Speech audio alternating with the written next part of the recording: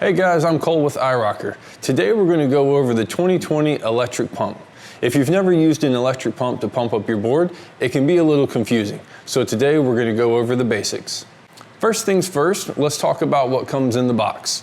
First, we have our hose that's going to connect the main pump house to the board. Second, you have the main pump body that has your digital display, your inflate and deflate valves, as well as your cigarette lighter or car connector right here in the side. Third, if you want to get more power, we have the connector from your cigarette lighter connection to any battery that you might want to connect to.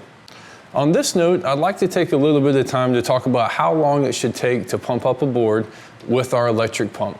Now, there are several factors that are going to play into this. First is where you connect your pump house, whether you're connecting to the battery or you're connecting to a power outlet, i.e. cigarette lighter. Also, a lot of newer models of cars are coming with the cigarette lighter for charging or a power adapter. So those two are going to make a difference. And then on top of those, whether your car is on or off. An additional factor is going to be how big the board is, as well as the setting that you set your pump to, the number of PSI that you're trying to get to.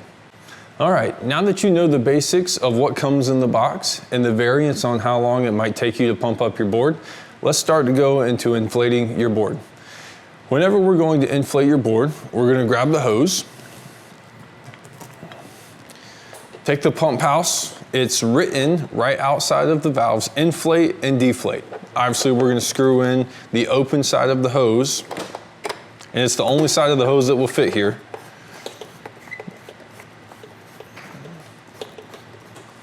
Screw it to the right.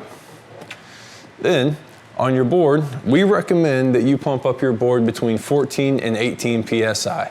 The amount of PSI that you inflate your board to is going to depend on the weight of yourself, or if you have another rider, as well as the water conditions of what you're going to paddle in. Now, as we're ready to connect the hose to your board, it's very, very important to make sure that this top valve is in the closed position. You know that it's in the closed position if it has a spring to it and if it is flush with the inner ring. A lot of times if you've finished on your first ride and that valve is down in the open position, it will be at the bottom of the spring and will be flush with the very inside ring. So push down, turn counterclockwise, and make sure it is in the closed up position before attaching your hose.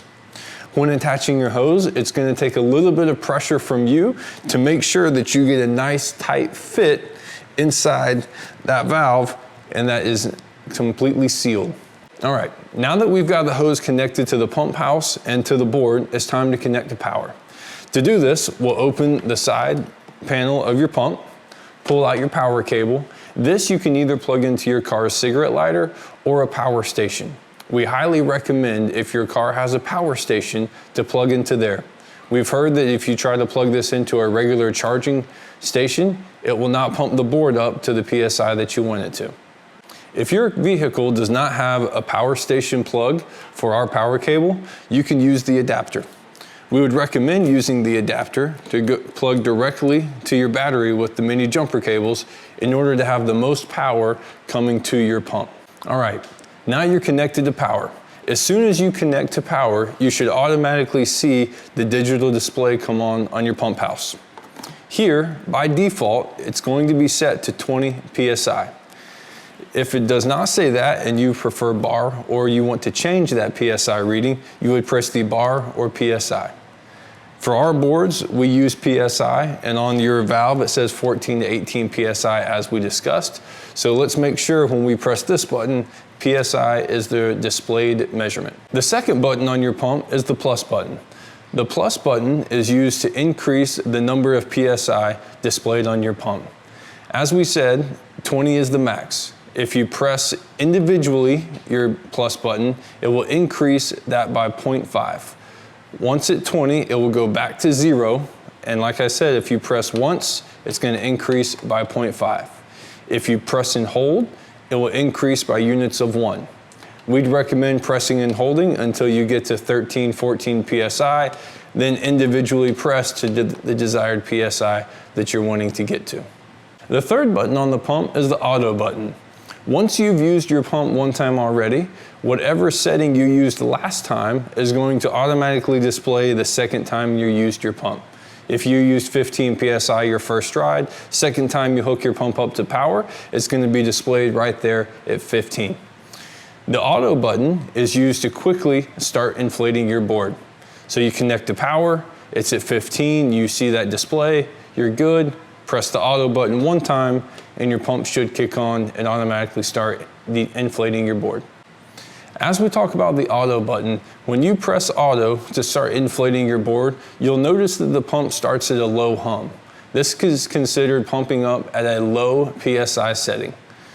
As it increases up to a few PSI, you'll hear the pump kick onto a higher gear and start increasing and pumping at a high PSI. The last two buttons on your pump are for those manual settings. Say for example, you went on a ride, you came back, you did not deflate your board. The board is still inflated at a high PSI, but not quite at the 15 or 16 that you want it to be at. You would connect your electric pump to the board, and instead of starting at auto, you'd start at high and inflate from there. The last button on your pump is the low manual setting. To be realistic, you're not going to use this button that often. That's really for if you're only pumping something up that needs to stay at a low PSI. You can press this button and it'll start at that setting. Low is considered 0.5 to 1.5 PSI. All right, let's quickly go over deflating your board with the electric pump. You've come back from a trip, you want to deflate your board, you're gonna unscrew the top valve counterclockwise, let that hang. Air should not come out because it's in the closed up position. In order to get the air out, we would recommend first manually deflating. So we'll push in, turn clockwise slightly so that the valve stays in the down open position. You'll hear a large loud noise of air coming out. I would recommend letting the air come out until that sound decreases and your board starts to slowly deflate. At that point, it's a great time to use the electric pump to quickly get the rest of the air out of there so that you can tightly roll up your board. When deflating your board, once the first initial air pressure comes out, very similar to inflating your board, we're going to take our hose, connect to the deflate valve,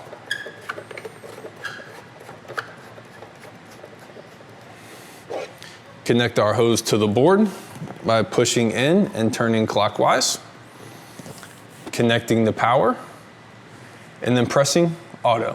One last thing to mention when inflating or deflating your board is the connection between your pump hose and the valve. Your iROCKER and Blackfin boards, you're better suited to use the thicker O-ring on the end of the pump.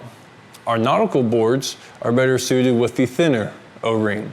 There's an additional O-ring that will come with the electric pump in the box. I hope this video about inflating and deflating your board has helped and answered any questions you have. If you have additional questions, please feel free to reach out to our customer service team that can answer any other questions you might have.